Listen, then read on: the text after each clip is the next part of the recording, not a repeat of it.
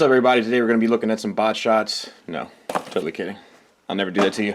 But it is your favorite survivalist, favorite nerd, and today we're looking at Transformers C80 Wheelie Survivalist by this company that I'm not even sure, Yamg maybe? Came in this packaging, you know, and they have like the Dinobots on the back. And I guess they were going to come out with a Power Glide next, but I'm guessing that this company did not survive, or perhaps change names and so forth.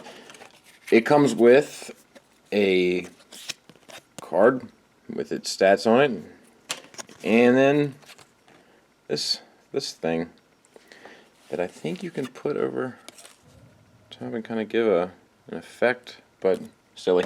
But they do go pretty hard and include a whole sheet of Autobot and Decepticon labels that you could put on them. That, you know, kind of has the SCU vibe.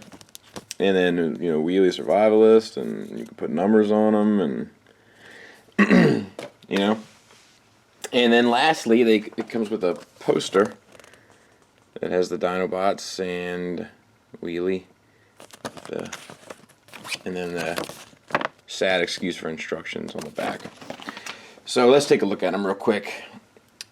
He has a lot of die cast. Down in here is die cast. This yellow portion here is die cast. The head is plastic. Arms are plastic. It's a really solid plastic. Like, quality wise, this thing is on the money. It doesn't look great. But it doesn't really look terrible either, if that makes any sense. Kind of has the IDW vibe with the wheels, you know, on the kneecaps. Articulation wise, head has absolutely nothing. You get a little side to side, but I think that's actually putting unneeded stress on the figure. Shoulders are on a ball joint, but because of this, it kind of has the Fans Project Chrome Dome problem. But, you know, to a much bigger extent here. So you don't get much this way, but you know, you can circle it around. Elbow is just a ball joint, which is pretty lame. So you get the swivel, and then you get the, you know, that. And then the wrist swivels, it's on a ball joint also, so it's the same type of deal. Swivels, and then you get in and out. You can do like Rob Liefeld poses. Anyway, and then the hips are on a ball joint. I mean, this thing is just full of ball joints. Ball joints, but you don't get much in and out. And the knees are hinged. You get 90 degrees. But because of the amount of die cast, it is wearing this hinge out. Like, you know, this one's still good, but this one has a little bit of a Hasbro dance going on. And then the ankle is also on a ball joint, so you can tilt it a little bit, and well, I guess you can get the full tilt and us them up and down. Yeah, you know, he stands with my masterpieces, and he scales pretty well. And I kind of like him. He's a pretty cool figure. I haven't decided whether or not I'm going to get the X-Transbots one, but I probably will, because it's probably just going to be a better unit. But he's pretty cool. So the transformation is actually kind of unique and interesting. Basically, you open up this top piece until you can kind of push the head down to bring that all the way up. And once this back piece is all die cast. You know, there's a lot of die cast on this thing, and I think the price point was about $75. Okay, I could be wrong about that.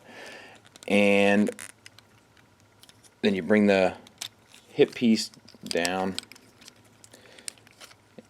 get the legs situated, feet down, bring these parts down. You can kind of see what's happening here.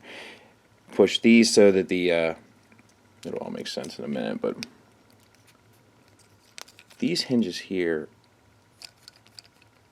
are a little tricky to figure out exactly how they want you to go, but my buddy T2RX6, He uses a term that, or phrase that I like to use for this, where he talks about the fit and finish of a figure, and I'm going to go ahead and steal that, and that's okay because actually I just heard him say not for nothing the other day, so we trade off.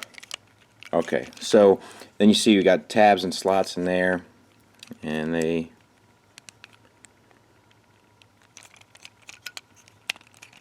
tab in. Make sure that the notches on the feet are facing down, and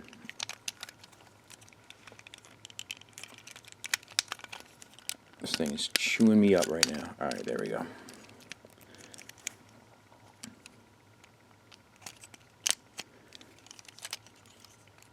I like when you're like, the key is that when this piece here, when the wheel is flipped up, it locks it a bit for the kneecap, so when it's down it gives you the clearance to close it up. And then this tabs back together. Then the hands, they just tuck in at 90 degrees and they go in these little slots in there.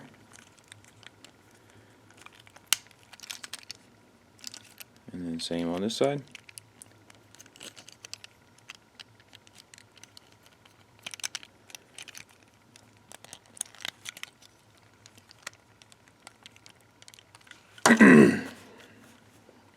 And there you have it. You know, it's so awkward, like when, you know, when it's like one of these feet really eating me up, like when you watch reviews and like a guy like can't get the transformation right, and it almost hurts, doesn't it? Oh God, he's not gonna be able to get it. It doesn't go like that, dude. Oh my God, he's not gonna just cut and come back, cut away and come back. It's not gonna. Oh, I can't watch this. I can't watch it. This is the car mode, and you know, it's not hateful. It's not bad. Like, you know, the fit and finish of it is really the problem with this piece. Like, nothing really feels solidly kept together. It's all just kind of sitting there. You know, this kind of feels incomplete up here. You know, and there's like gaps in there, and that kind of feels incomplete. And you know, the bottom is pretty clean. But yeah, you can lift up this like the G1. God, it's like the skid I just did, isn't it? Hold on, let me get a tool. So, you know, lifts up just like the G1. I'm not sure why that would be important to you, but if it was, you can do it. And you know, I don't know. I probably will end up getting the X-Transbots one just to update this one, but this is not for a first attempt. It's not a bad unit, you know. I don't know. Let's do some size comparisons in alt mode and stuff. So there he is with his G1. You know, it's a fairly nice modern update. It's just that, like, even though like this is an older, you know, much older unit, like the smooth, clean finish here, it really is ate up there, you know. And there he is with MP Grimlock. Here's some other vehicles, random. So you know, he's a good size. He really is. And for bot mode, here he is with his G1 counterpart. And there he is with MP Grimlock. I can't keep track of the numbers. And just for good measure, to give you some size comparisons.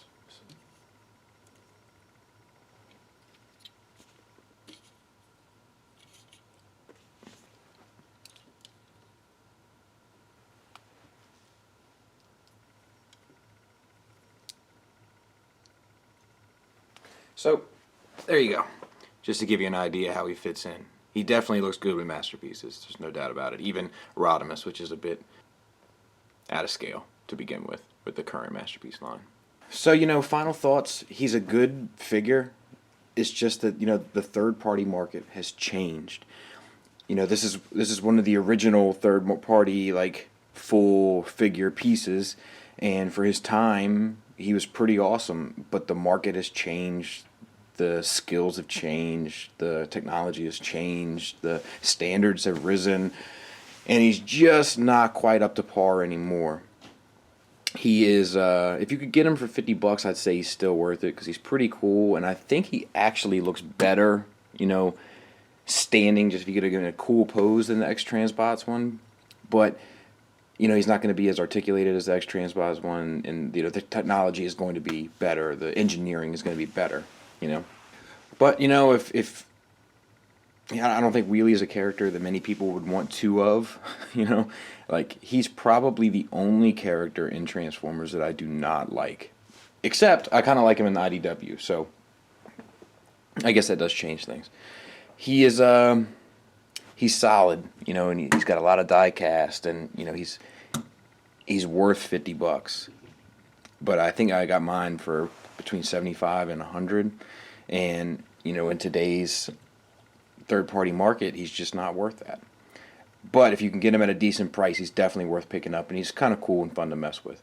So, thanks for listening. Thanks for watching. Until next time, take care.